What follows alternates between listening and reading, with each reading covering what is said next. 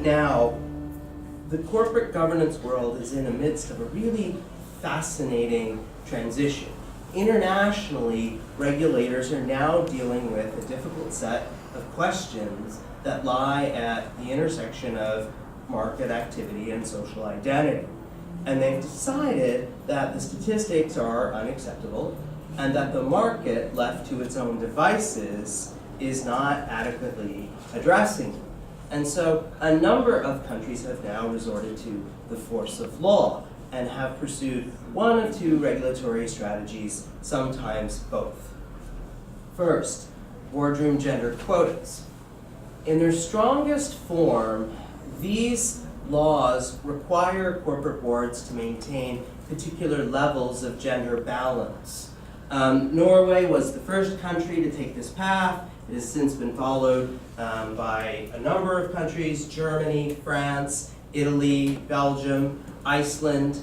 And in Norway, and I put up the Norwegian provision, the required degree of gender balance depends on the size of your board.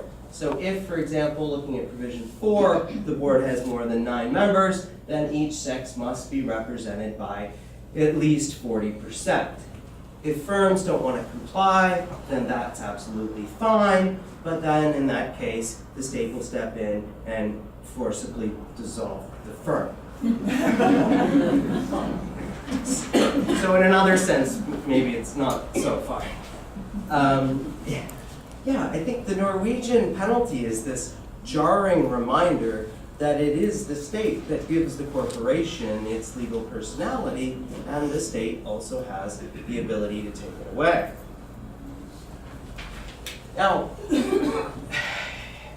if you'll permit me this indulgence, in terms of the theory of legal regulation, this quota approach reflects a sort of command and control, deterrence-based model. The idea is that it's the state that's directly regulating the corporation's behavior. But that can be contrasted with a second regulatory approach.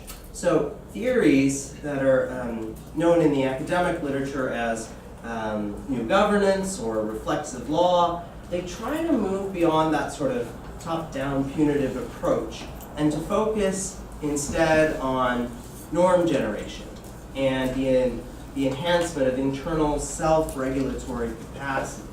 So the idea is to try to create a corporate culture that's mindful and that's self-scrutinizing. So rather than prescribing quotas, disclosure provisions try to encourage or nudge diversity by requiring the company to publicly report on diversity levels and practices.